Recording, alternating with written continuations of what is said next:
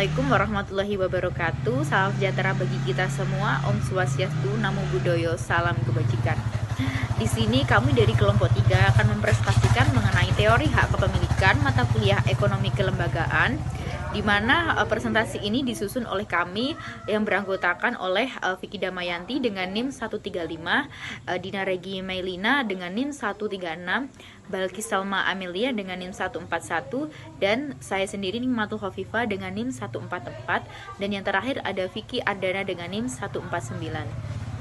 Nah, pokok bahasan dari presentasi kami yaitu yang pertama ada definisi dan tipe hak kepemilikan, yang kedua ada hak kepemilikan dan rezim sistem ekonomi, dan yang ketiga ada hak kepemilikan dan ekonomi kelembagaan, dan juga yang terakhir ada hak kepemilikan dan efisiensi ekonomi. Nah, materi yang pertama adalah definisi dan tipe hak kepemilikan.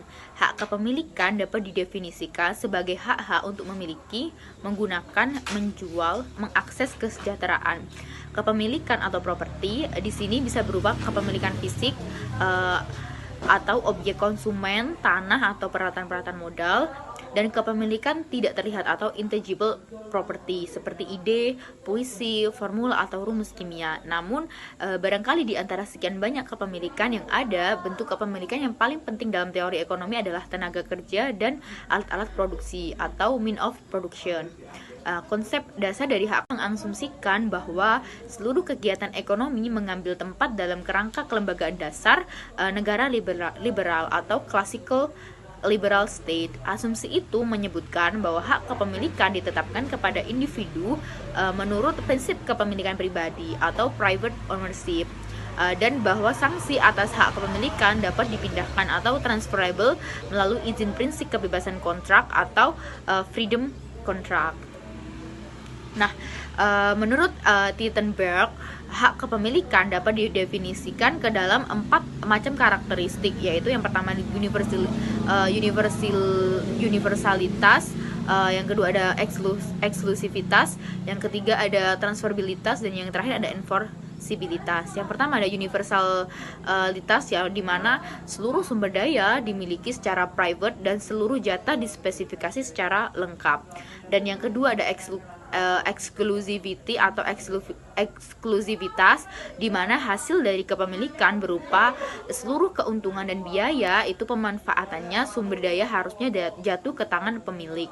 Dan yang ketiga ada transferability atau transferabilitas, di mana seluruh hak kepemilikan harusnya dapat dipindahkan dari suatu pemilik ke pemilik lain melalui pertukaran sukarela.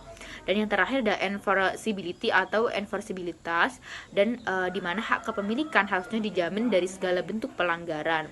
Nah, materi selanjutnya akan dilanjutkan oleh teman saya. Untuk selanjutnya kita akan membahas tentang tipe-tipe hak kepemilikan. Jadi jenis-jenis hak kepemilikan yang eksis di masyarakat itu setidaknya ada 3 tipe yang penting. Yang pertama itu ada hak kepemilikan individu, bahwa setiap individu itu berhak menguasai dan memiliki akses spesifik yang diinginkan. Dengan hak kepemilikan tersebut, dia berhak untuk memperoleh keuntungan entah itu dengan cara diolah, dijual, atau dengan cara yang lainnya. Kemudian tipe yang kedua itu hak kepemilikan komunal, bahwa kepemilikan yang telah terdefinisikan dengan baik atau well-defined group dari orang-orang atau people yang bergabung untuk menggenggam aset yang tidak bisa dipindahkan. Kemudian tipe yang ketiga itu ada hak kepemilikan negara, bahwa aset spesifik hanya diperbolehkan menjadi milik negara sehingga individu atau pribadi tidak diperkenankan untuk memilikinya.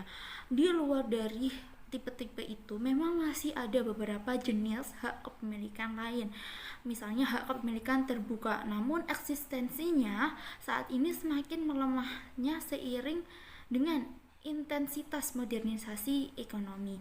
Jadi intinya hak kepemilikan dalam literatur ekonomi kelembagaan baru atau New Institutional Economics dapat dipisahkan dalam 4 tipe sebagai berikut. Yang pertama ada rezim kepemilikan individu atau pribadi, yakni hak kepemilikan dan aturan-aturan yang ditetapkan oleh individu sebagai pemiliknya. Kemudian Kedua, ada rezim kepemilikan bersama, yakni hak kepemilikan dan aturan-aturan yang ditetapkan oleh komunitas. Kemudian yang ketiga, ada rezim kepemilikan negara, yakni hak kepemilikan dan aturan-aturan yang ditetapkan oleh negara. Dan yang keempat, itu ada rezim akses terbuka, yakni hak kepemilikan dan aturan-aturan yang ditetapkan oleh siapapun. Di sini, keberhasilan ekonomi kerap kali diperoleh melalui hubungan personal, posisi tawar, dan korupsi dengan jaringan politik. Sedangkan prinsip efisiensi ekonomi hanya memberikan kontribusi kecil atau minor.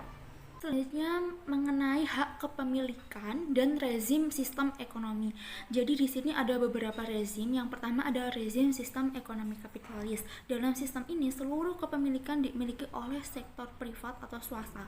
Sistem ini percaya bahwa hak kepemilikan privat yang dimediasi oleh mekanisme pasar akan menghasilkan pencapaian ekonomi yang efisien. Hal ini terjadi karena setiap pemilik hak kepemilikan dijamin kepastian untuk memperoleh insentif ekonomi atas setiap aktivitas yang dilakukan, misalnya untuk menjual, mengelola, menyewakan, dan lain-lain.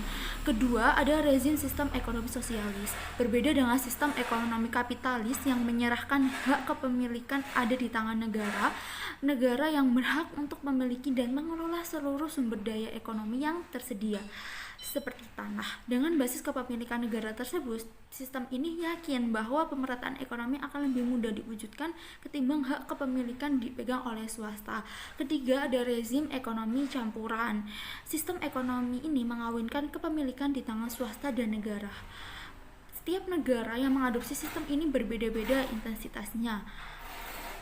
Umumnya, negara diberi ruang mengelola hak kepemilikan yang strategis seperti sumber daya air, hutan, dan lain-lain. Dengan sistem campuran ini diharapkan pertumbuhan ekonomi itu bisa dicapai tanpa harus mengorbankan tujuan pemerataan pembangunan. Sampai hari ini terjadi kecenderungan pandangan sistem ekonomi kapitalis mengenai hak kepemilikan yang terus mendominasi dari diadopsi oleh sebagian besar negara-negara di dunia. Rezim hak kepemilikan privat diyakini dapat membantu pelaku ekonomi memperoleh efisiensi melalui internalisasi yang lebih besar terhadap eksternalitas. Lain halnya dengan rezim ekonomi sosialisme yang berpandangan bahwa efisiensi itu tidak hanya diukur oleh profit atau keuntungan yang diraih, namun diukur dengan hal yang lebih luas seperti keadilan dan pemerataan ekonomi. Dengan rezim kepemilikan privat, kesempatan setiap individu untuk mengakses dan memiliki property right tidaklah sama, maka keuntungan atau kesejahteraan ekonomi hanya diraih oleh mereka yang menguasai hak kepemilikan. Namun, model ekonomi sosialis juga memiliki beberapa kritik khususnya mengenai konsep kepemilikan negara, yaitu di bawah kekuasaan dan kontrol sosialisme ekonomi akan dipegang oleh sekelompok birokrat negara yang umumnya tidak responsif terhadap kebutuhan masyarakat. Dalam posisi yang saling bertentangan antara kapitalisme dan sosialisme, keduanya ini memiliki efek negatif terhadap pencapaian ekonomi. Lalu muncul sistem ekonomi campuran. Ini dari sistem ekonomi campuran ini adalah mencoba mengambil hal yang terbaik dari kapitalisme maupun sosialisme, sehingga efek negatif yang ditimbulkan dari kedua sistem tersebut bisa direduksi. Jadi bisa dilihat bahwa argumen kepemilikan negara dalam sistem negara kesejahteraan bukanlah karena negara itu bisa lebih efisien daripada kepemilikan privat, melainkan negara hadir untuk menghindari tercapainya tujuan pembangunan yang lebih luas seperti pemerataan dan keadilan. Selanjutnya, hak kepemilikan dan ekonomi kelembagaan. Hubungan antara hak kepemilikan dan ekonomi kelembagaan tidaklah hanya dipicu oleh masalah eksternalitas semata, melainkan pada titik ini, ekonomi kelembagaan juga peduli terhadap urusan-urusan yang lebih besar, seperti menguliti hubungan antara kepemilikan atau pengelolaan hak kepemilikan terhadap kesejahteraan, efisiensi, dan pertumbuhan ekonomi. Pada akhirnya, hak kepemilikan tidak statis, melainkan selalu berubah sesuai dengan kebutuhan dan situasi masyarakat. Dalam artian yang lebih tegas, hak kepemilikan atas aset-aset yang pasti berubah seiring dengan perubahan waktu dan teknologi. Perubahan komposisi dan jumlah populasi dapat mempengaruhi perubahan bentuk hak kepemilikan atas sumber daya agar kehidupan bersama tetap dapat dilangsungkan. Sebaliknya, jika perubahan eksternal tersebut tidak direspon dengan perubahan hak kepemilikan, maka kegiatan ekonomi cenderung akan mengalami guncangan yang hebat. Pada akhirnya dapat disimpulkan bahwa kategori kepemilikan yang telah diabstraksikan sebelumnya sangat bergantung kepada pilihan dan perkembangan teknologi, serta masyarakat yang berbeda akan mengelola dan memaknai hak kepemilikan dengan cara yang berkelainan pula. Contohnya Amerika Serikat yang dipandang sebagai penganjur pasar bebas, diakui sebagai negara yang sering mengkampanyekan perlunya negara untuk tidak terlibat dalam kegiatan ekonomi, sehingga seluruh hak kepemilikan diberikan kepada sektor swasta. Aturan main ekonomi yang diterapkan adalah desentralisasi, pasar terbuka, pasar modal yang tidak terkonsentrasi, dan regulasi. Sedangkan Jerman yang diyakini penganut sosial market ekonomi mendesain kelembagaan ekonominya dalam wujud pasar yang terorganisasi, pasar modal yang terpusat pada bank, dan penggunaan perbankan umum. Sebaliknya, Jepang yang mempraktikkan sistem ekonomi pasar terpimpin melibatkan peran negara yang kuat untuk mengatur dan mengkoordinasikan pasar, misalnya melalui instrumen jaringan bisnis, kebijakan pemerintah yang terpadu untuk mempengaruhi pasar, dan intervensi pada industri-industri yang mulai menunjukkan penurunan kinerja. Dengan model kelembagaan ekonomi yang berbeda antara negara-negara kapitalis tersebut, tentunya juga berimplikasi terhadap jenis pengelolaan hak kepemilikan. Selanjutnya, hak kepemilikan dan efisiensi ekonomi. Secara sederhana, efisiensi memiliki arti upaya untuk memperoleh output yang lebih besar dengan input atau faktor produksi yang sama atau minimal. Dalam pendekatan ekonomi kelembagaan, efisiensi tersebut dapat dicapai dengan dua cara, yakni pendekatan statis dan pendekatan dinamis. Dalam pendekatan statis, efisiensi ekonomi dicapai melalui spesialisasi tenaga kerja. Sedangkan dalam pendekatan dinamis, efisiensi ekonomi diperoleh dengan jalan meningkatkan kapasitas dan inovasi teknologi sehingga produktivitas dapat meningkat. Umumnya pada negara berkembang cenderung menggunakan pendekatan statis dan negara maju menggunakan pendekatan dinamis, yaitu perspektif yang dapat digunakan untuk mengaitkan efisiensi ekonomi dengan hak kepemilikan. Yang pertama yaitu melihat hubungan antara hak kepemilikan dengan kepastian hukum untuk melindungi penemuan-penemuan baru seperti teknologi. Yang kedua yaitu melihat hubungan antara hak kepemilikan dengan degradasi lingkungan, yaitu hingga hari ini ketergantungan aktivitas ekonomi terhadap sumber daya alam masih sangat besar, khususnya pada negara berkembang. Aliran hak kepemilikan menganggap hak kepemilikan swasta sebagai jalan terbaik untuk memberikan intensif yang baik bagi individu demi mau melakukan aktivitas yang efisien. Sebaliknya, daripada harus memindahkan hak kepemilikan sumber daya alam terhadap individu, paham hak kepemilikan bersama berargumentasi bahwa hak kepemilikan atas sumber daya alam seharusnya dikelola oleh masyarakat. Kepastian hak kepemilikan akan menyumbang efisiensi ekonomi karena setiap hasil pemanfaatan atas hak kepemilikan hanya akan jatuh kepada sang pemilik. Sebaliknya, apabila terdapat kerusakan pada hak kepemilikan, maka biaya yang dikeluarkan atas kerusakan hak kepemilikan tersebut hanya ditanggung oleh pemiliknya. Kunci efisiensi ekonomi yakni adanya kepastian hak kepemilikan yang dijamin melalui produk dan penegakan hukum. Slide selanjutnya yaitu studi kasus. Kelompok kami akan mengambil 3 studi kasus. Yang pertama yaitu studi kasus bounded rationality pada kasus pasar bebas ASEAN. Ya, studi kasus yang kedua yaitu studi kasus asymmetric information pada harga di Bursa Saham Jakarta Indonesia. Studi kasus yang ketiga yaitu studi kasus perubahan kelembagaan pasar online. Pertama, studi kasus bounded rationality pada kasus pasar bebas ASEAN. Pasar bebas ASEAN adalah suatu keadaan di mana di antara negara-negara ASEAN sepakat bahwa tidak ada lagi batasan atau restriksi wilayah dalam mobilitas barang dan sumber daya. Masyarakat Ekonomi ASEAN atau MEA adalah perwujudan dari pasar bebas ASEAN yang menggambarkan bagaimana interaksi yang terjadi di antara masyarakat di kawasan ASEAN, baik aspek ekonomi, sosial, dan budaya. Target ideal yang ingin dicapai oleh kesepakatan ini adalah bahwa setiap negara mendapatkan keuntungan dalam arti kesejahteraan masyarakat akan meningkat terlepas dari siap atau tidaknya kita dalam menghadapinya. Dari sisi kompetensi sumber daya alam yang dimiliki, kemampuan dan SDM di Indonesia nampaknya belum siap untuk bersaing di pasar bebas ASEAN. Belum ada informasi yang akurat tentang manfaat yang diterima oleh bangsa ini terhadap pasar bebas ASEAN selain berbagai program yang disiapkan untuk menghadapinya. Banyak keputusan yang dibuat oleh pelaku ekonomi di Indonesia terutama terbatas hanya untuk kegiatan mengantisipasi berlakunya pasar bebas ASEAN, baik dari sumber daya manusia, pendidikan, maupun berbagai program pembangunan lainnya. Dengan kata lain, secara makro, keputusan untuk masuk dan ikut pasar bebas ASEAN karena secara nasional atau kelembagaan negara kita telah sepakat untuk mengikuti. Baik, kemudian yang kedua adalah studi kasus yang kedua yang berjudul Asymmetric Information pada Harga di Bursa Saham Jakarta Indonesia. Penyebab terjadinya asymmetric information pada harga di bursa saham ini terjadi karena tidak transparannya atau kegagalan pasar untuk menyebarkan sinyal terkait perubahan harga pada komoditi barang yang diperdagangkan.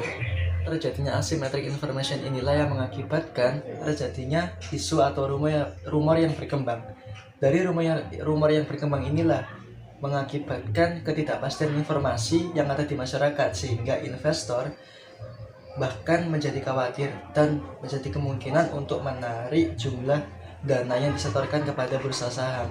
Pada dasarnya telah dibuat mekanisme peraturan terkait asymmetric information ini yang dibuat oleh Badan Pengawasan Pasar Modal dan Lembaga Keuangan atau Bapepam LK, yang mana peraturan ini akan menghilangkan informasi yang tertutup atau kekosongan informasi sehingga nantinya diharapkan dapat menjadi lebih transparan dan terbuka kepada publik. Kemudian untuk informasi selanjutnya tidak boleh untuk disembunyikan lagi bagi perusahaan tersebut. Lalu untuk informasi tersebut bahkan dibuat peraturan oleh Bapepam LK untuk deadline-nya sendiri bahkan 1x24 jam atau 1 hari. Jadi untuk perusahaan tersebut diharuskan menyetor dalam jangka waktu 1 hari yang paling lama. Kemudian juga diatur mengenai sanksi apabila perusahaan tersebut melanggarnya. Dapat dipahami bahwasanya asymmetric information ini merupakan gejala yang sulit untuk dihilangkan. Bahkan di negara berkembang seperti Indonesia ini masih marak terjadi, atau bahkan di negara maju bahkan masih kerap terjadi asymmetric information ini. Kemudian studi kasus yang ketiga adalah perubahan kelembagaan di pasar online. Mengenai ini, penggunaan IT atau online telah menjadi kebutuhan yang masif dan luas bagi masyarakat sejak dekade tahun 2000-an hingga saat ini.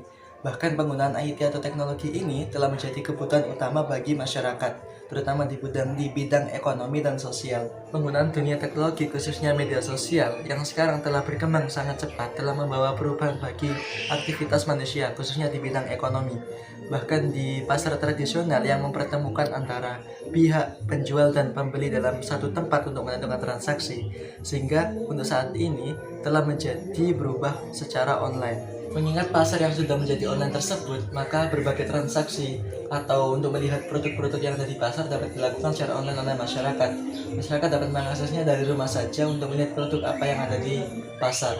Perubahan fundamental inilah yang terjadi di pasar sehingga mengubah setiap kegiatan masyarakat, terutama promosi dan pembelian untuk pasar ini dari tradisional menjadi ke dunia maya. Dengan kata lain, perubahan inilah yang mendorong kelembagaan dari pasar yang secara tradisional menjadi dunia maya tadi, sehingga akan terciptanya efisiensi ekonomi dan akan mendorong kegiatan ekonomi menjadi lebih masif lagi. Baik, berdasarkan presentasi yang telah dipaparkan oleh kelompok kami tadi, dapat disimpulkan bahwasanya hak kepemilikan adalah hak untuk memiliki, untuk mendapatkan, menjual, dan mengakses kesejahteraan. hak kepemilikan sendiri dibagi menjadi dua, yaitu yang pertama hak kepemilikan terlihat maupun yang tidak terlihat. Konsep dasar dari hak kepemilikan mengasumsikan bahwasanya setiap kegiatan ekonomi diasumsikan kepada kerangka yang dimiliki pada dasar negara liberal. Dapat hak kepemilikan yang penting, yaitu terbagi menjadi 3 jenis. Yang pertama hak kepemilikan individu, yang kemudian hak kepemilikan konsumsi, dan terakhir hak kepemilikan negara.